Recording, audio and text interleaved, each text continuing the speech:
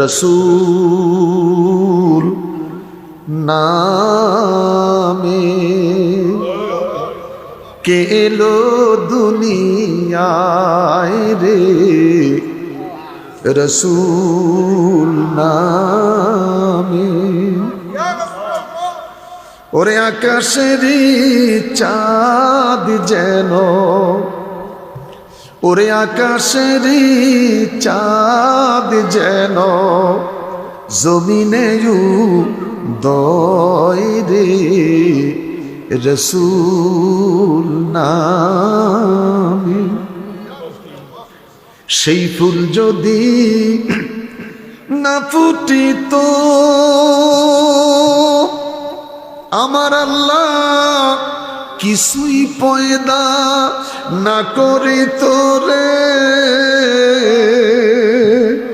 ওরে না হইতো আরশ কুরসি, ওরে না হইতো আরশ কুরসি, এই বিশ্বভুবনে রে, রসূল রসূল। সিদ্দিক আকবর নবীকে ভালোবেসেছে, আমার নবীর সাথে জান্নাতের চাদর মুবারকে ঘুমিয়ে আছে। সিদ্দিক আকবরের জীবনে একটাই তামান্না ছিল, আমি নামাজ পড়বো জামাতে, সেই নামাজটা পড়বো আমার নবীর পিছনে। সাইনা দৌলত মান ও হাসমত দবদবায়ে জিন্দেগি, কি হবে আবার টাকা দিয়ে, গাড়ি দিয়ে, পয়সা দিয়ে, সম্পদ দিয়ে, সবকিছু ছেড়ে দিয়ে চলে গেলেন মদিনায়। এক টুকরা জায়গা খরিদ করলেন, একটাই কারণ, আমি নামাজ পড়বো জামাতে, ওই নামাজ পড়বো আমার রসূলের পিছনে। আমি আইসা খুশি হলাম। আমার তরিকতের ভাই জসিম বললেন, আমাদের ইমাম সাহেব এখন এই হুজুর। আমি ওনার চেহারার দিকে তাকা করলাম, আমার মনটা ভরে গেছে। একটা আলেম রাখছেন, কারি নয়, মুন্সি নয়, মোল্লা নয়, একজন আলেম। আমরা মনে করি মসজিদের ইমামে আলেম। এখানে আমার সামনে যারা বসা আছেন, কারা কারা বিসমিল্লাহ জানেন? হাত তোলেন।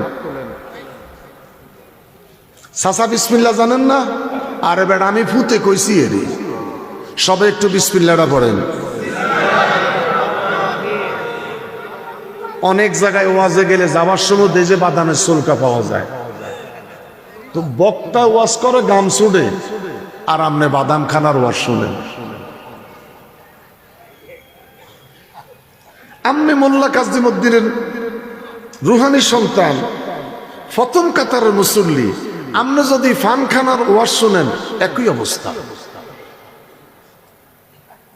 ইন্নাল্লাযীনা ইয়াগুদ্দুনা আসওয়াতাহুম ইনদা রাসূলিল্লাহ উলাইকাল্লাযীনা ইমতাহানাল্লাহু কুলুবাহুম লিত্তাকওয়া। আমরা পীরের মুরিদ হইছি, তাকওয়া নাই। আমরা পীরের কি হইছি? মুরিদ হইছি। হওয়ার কথা মুরিদ হইছি, এখন মুরাদ। আমাদের তাকওয়ার অভাব।